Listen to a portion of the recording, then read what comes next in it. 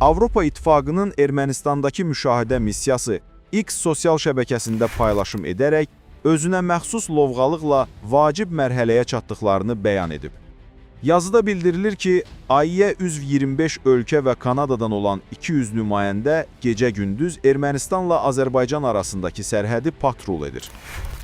Bu cümlələr pafosla səslənir və elə təəssürat yaradır ki, güya Avropa az qala dünyanı nüvə müharibəsindən xilas edib.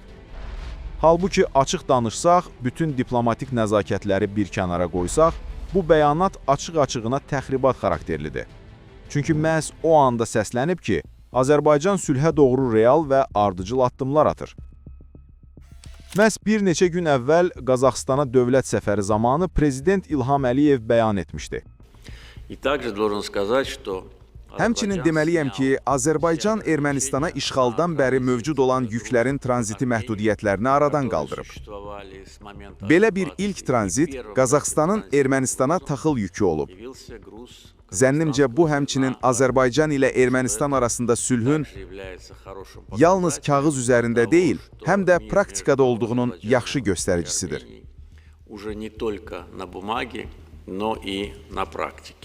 Azərbaycan sülhdən danışmaqla kifayətlənmir, addım atır.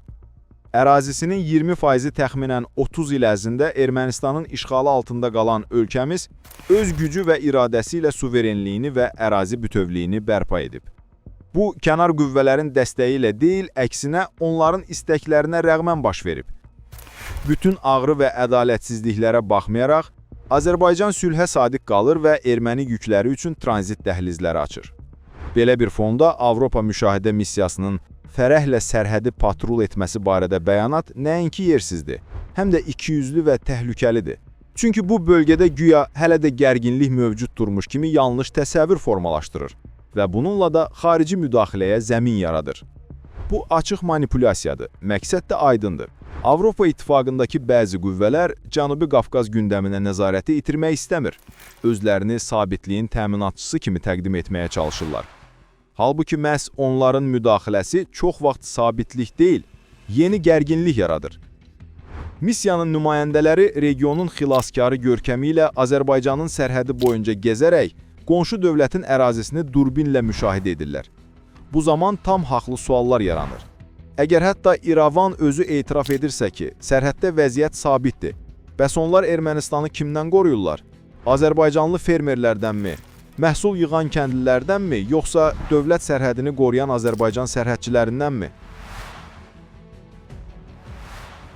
Əgər bu sülh məramlılar doğrudan da müşahidə missiyası həyata keçirmək istəyirlərsə, niyə Rusiya-Ukrayna sərhədinə, məsələn, Xarkovla Belgorod arasındakı hissəyə getmirlər?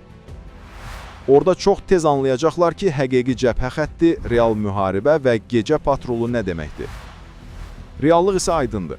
Azərbaycan Ermənistana tranzit imkanları açır, təhdid etmir. Əksinə, əməkdaşlıq və iqtisadi inteqrasiya üçün yeni fürsətlər yaradır. Daha hansı addımlar atılmalıdır ki, Brüsseldə nəhayət Bakının sülh niyyətinə inansınlar? Azərbaycan artıq bütün dünyaya sübut edib ki, bu kimi formatların heç bir faydası yoxdur. Təxminən 30 il ərzində ATƏT-in Minsk qrupu bölgəni illüziyalarla bəslədi. İclaslar keçirdi, bəyanat verdi, amma heç bir nəticə əldə olunmadı. Sülhü gətirən masa arxasındakı diplomatlar yox, Azərbaycanın dəmir yumruğu oldu. Minsk qrupu tarix səhnəsindən silindi. İndi isə eyni aqibəti Avropa İttifaqı missiyası da yaşamalıdır.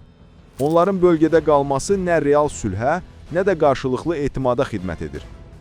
Bu missiya sadəcə Avropanın Cənubi Qafqaz nəbzini əlində saxlamaq üçün nəzərdə tutulmuş siyasi təzyiq alətidir.